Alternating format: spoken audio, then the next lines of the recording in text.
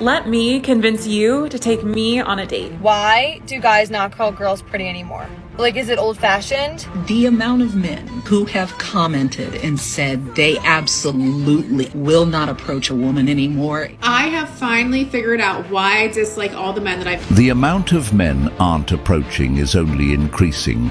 After all, they wanted this. Most men are going to either be alone or end up with somebody that's been with everybody. It's just difficult, not from like a feminism standpoint. It's just difficult because I don't think like men are men anymore. Dating men is just not fun anymore, and anytime I get bored and I want... The new saying is, men aren't men anymore. But what happened to women being women? Kindly subscribe to the channel as it further supports us in our work. Thank you. Let me convince you to take me on a date. I wear minimal makeup and I'm all natural. I can cook and clean. I play video games topless. And I'm very submissive. Yes or no? So you supposed to be the one that approached the female, and then you gotta pay for her food for opportunity to continue to pay for her food while she's still talking to other. Yeah, these intrusive thoughts, man. I'm trying to... I'm fucking trying, bro, but... What? Makes no sense. Is it just me, or has the rate at which guys approach girls plummeted? Men don't approach women any longer. What's tea? What's going on? Did I miss something? But it's weird. Like, I saw the cutest guy today at a dispensary, and his voice was deep, like tilted my waist, and like, you know, not even a glance. Not even like a side eye. Nothing. That hurt my feelings.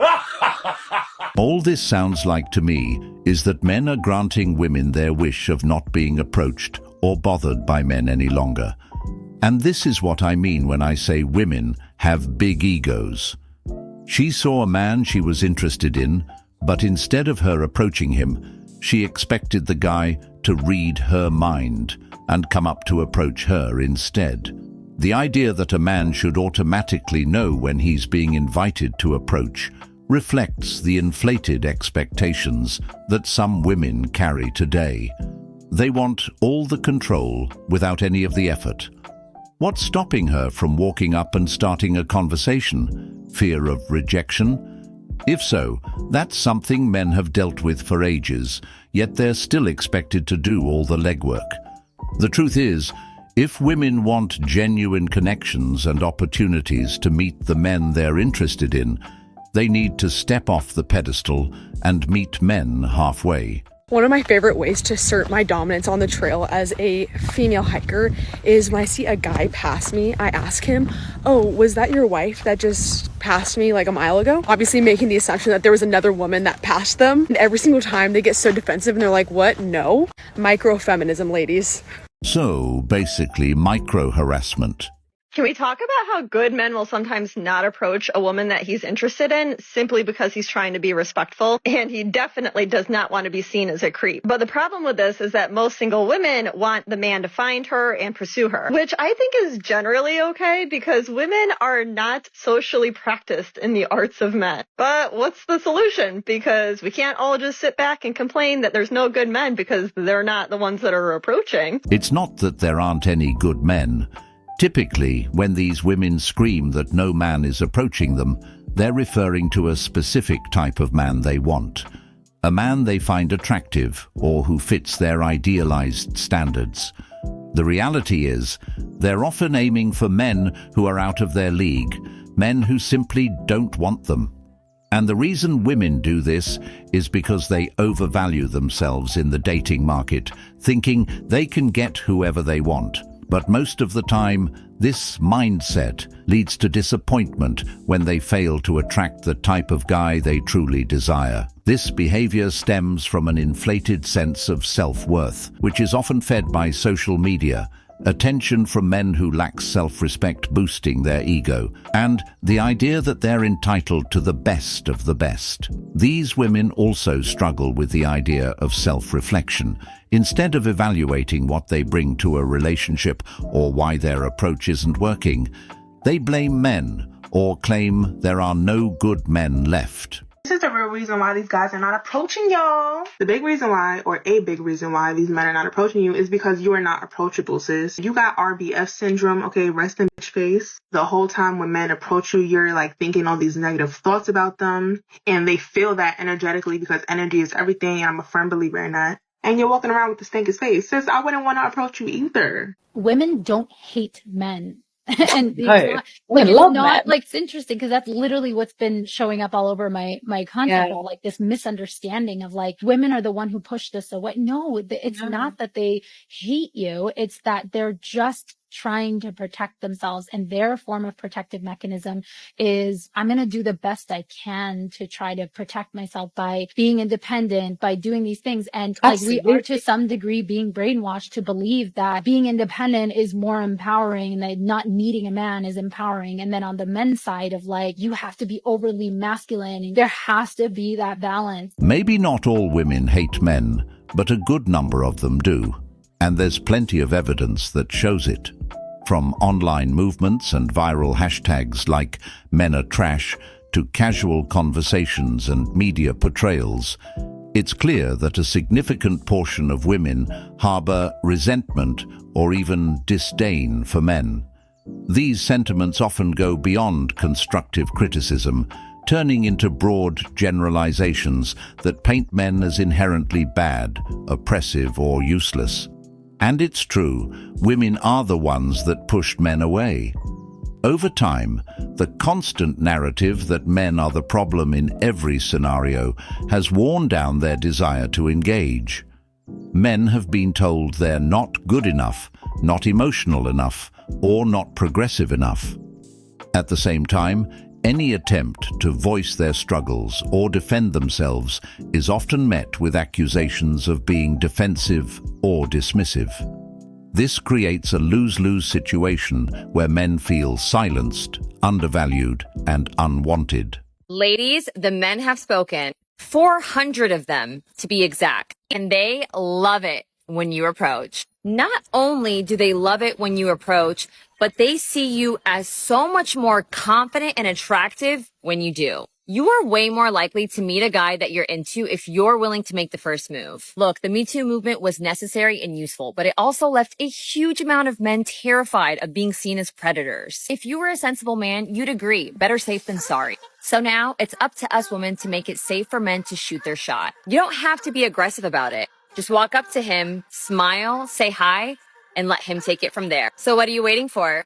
What is your best advice to single girls in New York City? Go get your free dinners. Go get your free dinners.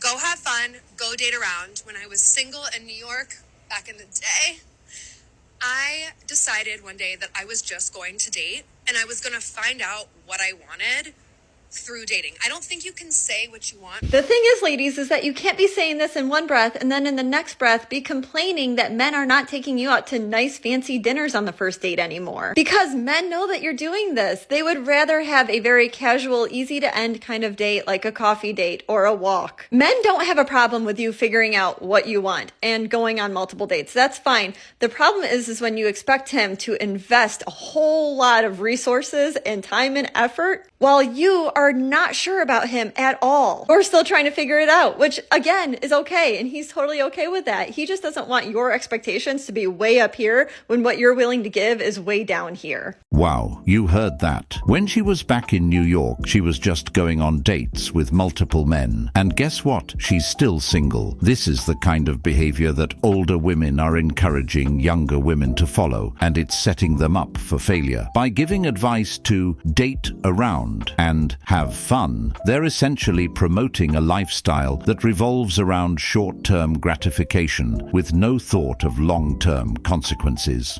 Let's be real. When women talk about having fun, it often translates to juggling multiple partners and indulging in fleeting pleasures without any real commitment or emotional investment. She even mentioned, "Go and have your free dinners," which ties directly into the concept of having a roster. For many women, this roster isn't about building meaningful connections. It's about having a lineup of men they can rotate through for validation, attention, or financial benefits like free meals. It's transactional, not relational, and it's a game that leaves everyone involved feeling used and dissatisfied in the long run. When someone says, I don't need anyone, I can handle everything on my own. So often what that really means is when I did need someone, no one was there. And so now it feels safer to not need anyone at all than to need someone and be let down again. We all need human connection and support. Those of us that say we don't often need it the most.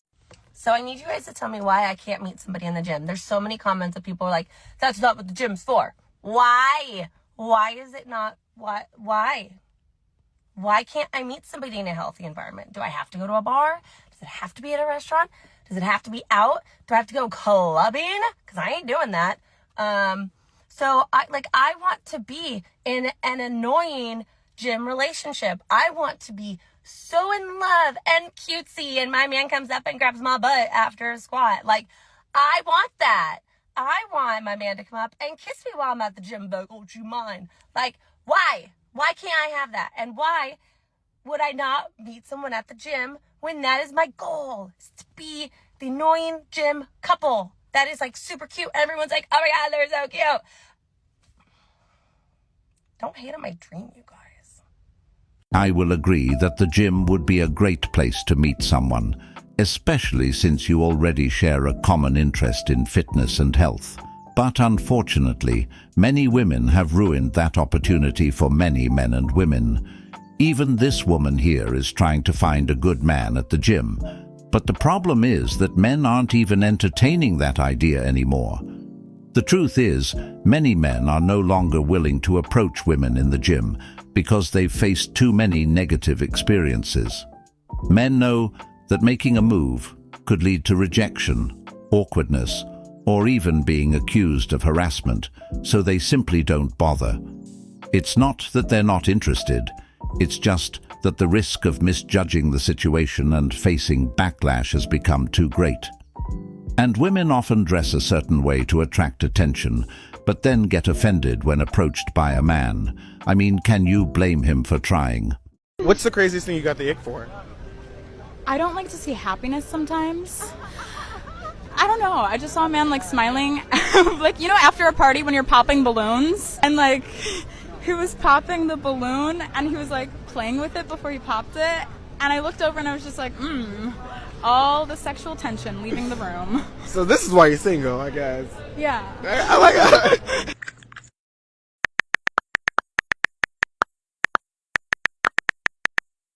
If you want to know why men don't approach you in real life, I'm going to share exactly why that is. If you don't know me, I'm a professional dating coach. If you need more tips on your love life, hit the follow button. The first reason that you're not getting approached is because you got RBF. Look happy. Smile. Enjoy where you are and what you're doing, and show it on your face. Because if you look like you have RBF, you're not going to be approachable. A guy's going to be freaked out by you. The second reason is because you're wearing headphones everywhere you go. If you got headphones on, people are going to assume that you're busy and men are not going to come up and try to talk to you. Try wearing no headphones when you go on walks, or, you know, maybe half of the walk you don't wear headphones, or when you're at the grocery store, don't wear headphones. Wherever you can choose to not wear headphones, if you have a potential to maybe meet somebody, do that, because that's going to increase your chances of getting approached by somebody. The third reason is because you're not making eye contact with people. If men pass you by, look at them, make eye contact, and smile. Those are two indicators that you are friendly and open, and they will feel more comfortable coming and talking to you if they see those signals. If you look away or you ignore them every time you pass them, they're definitely not going to want to come talk to you because you don't look approachable. This is actually accurate. If a woman's demeanor is off, men simply aren't going to approach her. The energy she gives off plays a huge role in whether or not a man feels comfortable making a move. Many women, unfortunately, walk outside with a wall up, like they're gearing up for a fight. That defensive energy, that I don't want to be bothered attitude, is a huge turn-off. Men can sense it from a mile away. When a woman walks with her shoulders tense, head down, and a scowl on her face, it's clear that she's not open to interaction, even if she's looking for someone to connect with. That kind of energy essentially creates a barrier. It's like she's saying, "Don't approach me," even if that's not her intention. It's hard for men to feel invited into a space where they're being met with closed-off body language or a sharp, unfriendly vibe. And let's face it, most men are hesitant to approach a woman who's giving off those aggressive or defensive signals because they don't want to risk rejection or make the woman feel uncomfortable. I have finally figured out why I dislike all the men that I've ever been on dates with. I finally fucking put my finger on it. You want to know what it is? None of them make me feel like a fucking girl. I feel like I'm these fucking men's babysitter. I can't tell you the amount of times I've been to dinner with them and I have to fucking order for the two of us. Nothing gives me the ick more than a man who's like, "Oh, I don't know."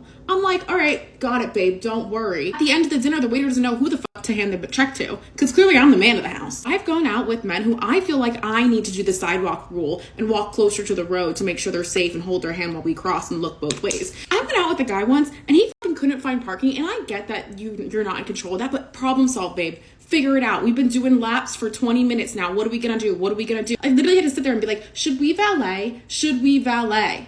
Should we valet?" And he was like, "Yeah, we can do that." And it's like, why was that not your idea? Do you even know where the fuck we're going? How the fuck am I supposed to sit here and be a princess and rub the back of your head if I'm pulling up Google Maps? You know what? I will take some of the blame. Some of it was my problem. Some of it was my abandonment issues coming out, where I feel like I had to do the most to keep these men, just make sure they're taken care of, and like, I'm gonna be like such a good like date. Like no, fuck off. No, I'm gonna sit there and you're gonna open the door for me and you're gonna do all these things for me because I'm the fucking woman. I can't tell you how good it is to talk to a man who makes me feel like a little girl. Like, I feel like a girl. I feel like I can be a girl. I feel like I can just sit and look pretty. I feel taken care of. I feel protected. How important it is for me to date a man who allows me to be in my feminine. I think being an Aries, I'm just a natural leader. I naturally want to take charge. Like, if something's not getting done, I'm like, we gotta figure it out, guys. So when I have a guy who I know can just figure it out and I can trust, that is major for me. If I can shut off my brain for 1 fucking second and just trust somebody to make sure that things are handled and taken care of, I will suck your so good. Nothing turns me on more than that. If you can get us from point A to point B and I don't have to lift a fucking finger, wet. Like, I am wet. I want a guy who's in touch with his feminine side and can turn it on when he needs to and be sensitive when he needs to, but he cannot be like that all the time. Not with me around. I will eat you alive. All these men want to be the man. But when it comes to being the man, why am I the man? Why are you not being the man? The man is not manning. That's so crazy, but we're on the up and up, girlies. This is exactly what I mean when I say some women are stuck in a cycle of dating the same types of guys. She mentioned dating all those men who never made her feel like a girl and repeating that same pattern time and time again. The real question is, why didn't she change her type? Why didn't she break out of that cycle and choose a different path? It's because many women today are stuck in this endless loop of going after the same type of man who either isn't ready to give them what they want or isn't the right fit for them emotionally. It's clear that many women are drawn to the same patterns because they're either unconsciously attracted to those familiar traits or they haven't taken the time to reflect on what they really need in a partner. I understand that many women want to feel special, to feel cherished and valued, and that's natural. But expecting a man to give you wifey treatment on the first date is just crazy. It's unrealistic and sets the stage for disappointment. This woman in particular was expecting that level of commitment, attention, and care right off the bat, without having invested the time or emotional connection needed to build that kind of relationship.